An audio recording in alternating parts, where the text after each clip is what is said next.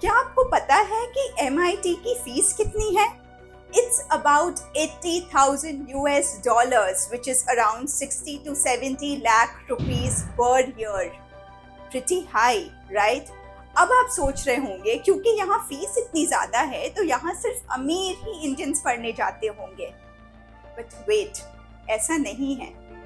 इन universities में ज़्यादातर students जो पढ़ने जाते हैं वो बिल्कुल मिडिल क्लास फैमिली को बिलोंग करते हैं। Now if I tell you कि आप भी इन यूनिवर्सिटीज़ में पढ़ने जा सकते हो और वो भी बिल्कुल फ्री में, तो क्या आप यकीन करोगे? शायद नहीं। बट आज इस वीडियो में आई टेल यू एग्जैक्टली कि आपका ये सपना कैसे पूरा हो सकता है।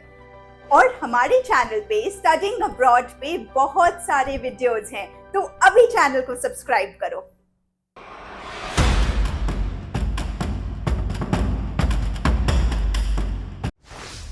अमेरिका में 9 ऐसी यूनिवर्सिटीज हैं जो नीड ब्लाइंड हैं।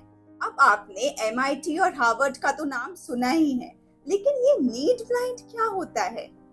बेसिकली नीड ब्लाइंड का मतलब ये है कि जब यूनिवर्सिटी ये डिसाइड करती है कि आपको एडमिशन देना है या नहीं, तो आपकी फैमिली की फाइनेंशियल स्टेटस क्या है इससे इन्हें कोई फर्क नहीं पड़ता। आप फीस पे कर सकते हो या नहीं, ये इनके लिए बिल्कुल इम्पोर्टेंट नहीं है। और सबसे बड़ी बात ये है कि जब आपको यहाँ एडमिशन मिल जाता है तो ये यूनिवर्सिटीज आपकी सारी फाइनेंशियल नीड्स पूरी करते हैं, विच मीन्स कि अगर आपकी फैमिली फीस पे नहीं कर सकती है तो ये आपके सारे एक्सपेंसेस कवर करेंगे, which includes tuition fees, living expenses, meals, यहाँ तक कि आपके प्लेन टिकट्स भी स्पॉन्सर करते हैं। Yes, you heard it right.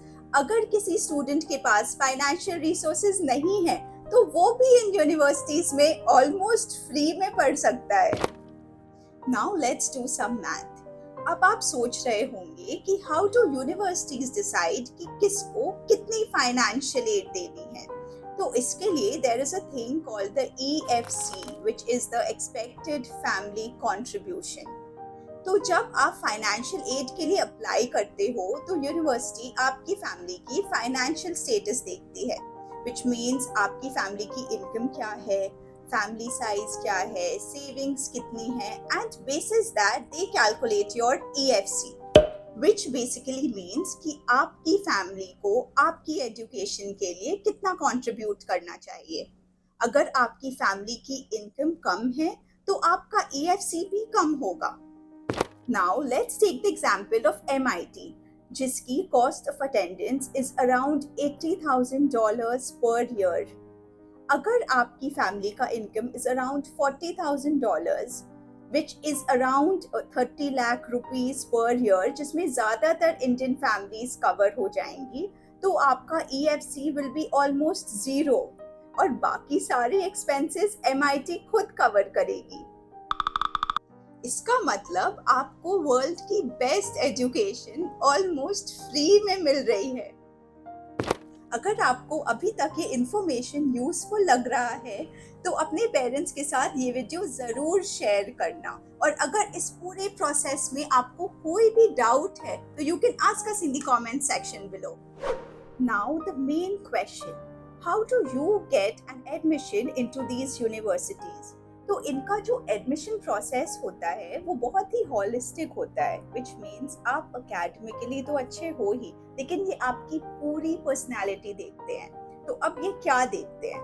Number 1, आपका GPA, which is your school और बोर्ड के मार्क्स। नंबर 2, आपकी standardised test scores, which is your SAT scores. Number 3, आपकी extracurricular activities, which could be anything, music, sports और any volunteer work जो भी आप कर रहे होंगे। एंड नंबर 4, आपके अपनी पर्सनल एसेज। अब अगर आपके पास कॉलेज जाने में टाइम है तो keep working on these 4 things.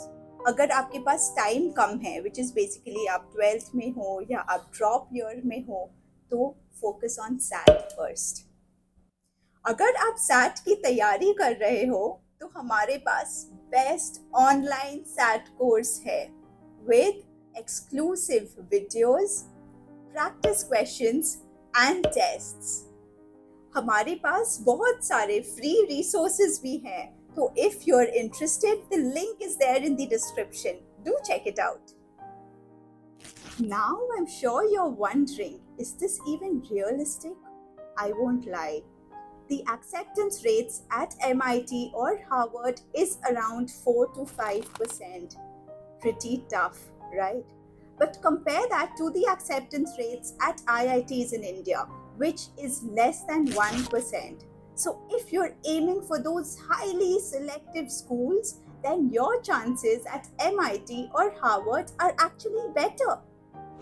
Now, even if you don't get into MIT or Harvard, don't stress. US में ऐसी बहुत सारी एलीट यूनिवर्सिटीज़ है जो बहुत अच्छी स्कॉलरशिप्स और फाइनेंशियल एड ऑफर करती है, जहां आपके एडमिशन के चांसेस इंडिया की टॉप यूनिवर्सिटीज़ के कंपैरिजन में काफ़ी ज़्यादा हैं. So what should you do now? Here is a quick game plan. Number 1. Focus on your school grades. Number 2. Prepare for SAT, and remember, we have a course for that. Number 3. Build your profile. Dream big. I am sure you can make it.